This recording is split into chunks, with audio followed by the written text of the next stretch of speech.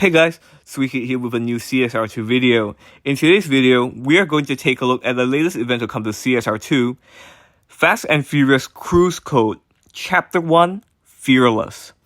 Now this is a 4+1 event, and what I mean by that is that there are 4 lock-ins that already exist in the game, and the 5th one is obtainable via Showdown. Though in this case, the Showdown car is quite an old car, but we'll get to that later. So without further ado, let's start with lock-ins.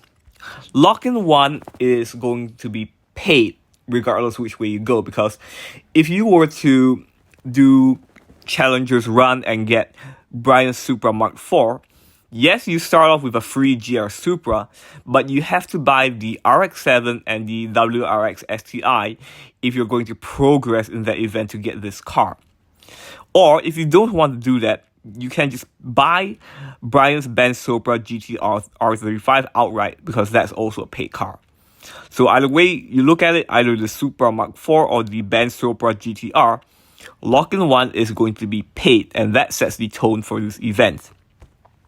So even if you buy and you get past Lock-in 1, you're not out of the woods yet, because there are a lot of paid lock-ins here. But starting off with the free car, that would be Sean's 1967 Mustang Fastback. This is the prize in the related events Showdown. So if you get to 1,000 trophies, you get this car free of charge. So this is one we won't be covering, because the apex car for that is the GR Supra for Challenger's run. So that car is very easy to upgrade. It's very easily accessible. So I'm pretty sure 1,000 trophies is nothing to most of you guys. Most of you guys at least, because I understand there are probably a few guys with no state 6s. In that case, you might be struggling, but assuming you have the valid state 6s for that car, you should be good to go. So the Mustang out of the way, let's move on to the other lock-ins, being Brian's Nissan Skyline GTR R34 Nismo S-Tune, Letty's Endless Zeal 240SX S14, and Morimoto's Top Secret Fairlady Z Z33.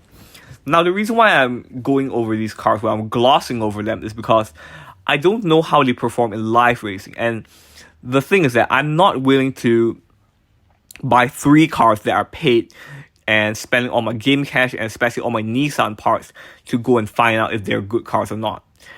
I'm not here to invest money to experiment on multiple cars, especially older ones, because from my experience, the Skyline GTR is an old car, the Top Secret Fairlady Z is an old car, and the 240SX came recently in the last Fast and Furious event that we had come round. But all things said, I'm not going to comment on these are good live racers, because I'm not willing to experiment. But all I'll say is that if you do this event, this is going to be quite draining on your wallet, because as I said, Lock-in 1 you already had a paid car, because both ways you go, either the Supra or the GTR is going to be paid. And from Lock-ins 2, 3, 4, and 5, the only free car is the Mustang. So once you get that, the rest of the way you have to pay. You have to pay for the GTR R34, you have to pay for the 240SX, and you have to pay for the Fairlady Z. So that's that. And all this is for the prize car, which is Dom Toretto's 1970 Charger RT. Now, from my experience, that car is not good at live racing. While I have very little experience with the Fast and Furious cars and only tinker with a few of them, I can tell you that the 1970 Charger RT is not a good live racer. And the reason why I say so is because this is what I call a nitrous-dependent car. Much like the KTM Crossbow R, which is the closest comparable car I can give you, this car accelerates very quickly, but it's very dependent on state 6 nitrous, because if you don't have nitrous for this car, even your state 6 engine, turbo, and intake, the power parts just aren't powerful enough to let this car reach its full top speed without nitrous. So as a result, this car is very nitrous dependent, and typically nitrous-dependent cars don't turn out to be good live racers. So that's my take on it. All that, plus the fact that most of the event anyway is paid, makes me not recommend this event to any of you guys. If you guys are really huge Fast and Furious fans and you really want to go for it, by all means do so, because the parts are very accessible, being Toyota or Nissan for Lockin 1, Ford for the Mustang, and the rest of the way you have Nissan. So this event is going to be very accessible no matter how new or experienced you are, because almost everyone's going to have Ford, Toyota, and Nissan parts on hand.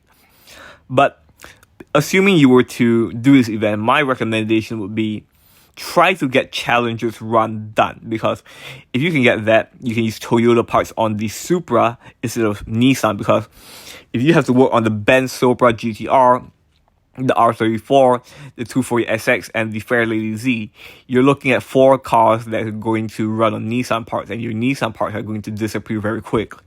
So all things said, that's that.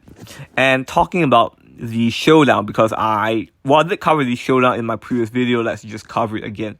And this one is a bit interesting because the Lockins are actually the same cars as they did change it all of a sudden, because in my last video I covered this. The only Lockins were the GR Supra, RX-7, and the WRX. Now they're allowing you to lock in the Fairlady Z, the R34, and the 240SX. But even with these new cars added to the Showdown, it doesn't change the fact that the Apex car is still going to be the GR Supra. So the information is still the same. Don't worry if you don't have the other cars. The GR Supra will be given for free. It's easy to upgrade, and it will get you to 1,000 trophies if you can get a decent amount of parts in it. So all things said, that wraps it up for my thoughts on Fast and Furious Cruise Code Chapter 1 Fearless. What do I think about this event? Well, I'll just tell you that it's one of those pay-to-play events which I'm not a fan of, because for other events such as, let's say, Rosso Maranello, for instance, only one car would be paid in those events, being for example, the Daytona SP3 or the F50 GT. If you didn't get those, it would be paid. If you have those, it would be free. Where this event is concerned, you're looking at 3 or 4 cars that are paid in the whole event. So I don't really recommend it. And all for a car that's not going to be good in live racing, I simply cannot recommend this event in good faith. So my advice, give this event a skip unless you're a die-hard Fast and Furious fan and you really want that car. But the wisest thing to do, again, is just skip the event. And with that wraps up my thoughts and what I have to say about Fast and Furious Cruise Code Chapter 1 Fearless. If this video has been any help to you, do consider leaving a like, commenting, and subscribing, because all these things really help my channel grow. With that all said and done, thank you so much for watching. Take very good care of yourselves, and I'll see you in my next video.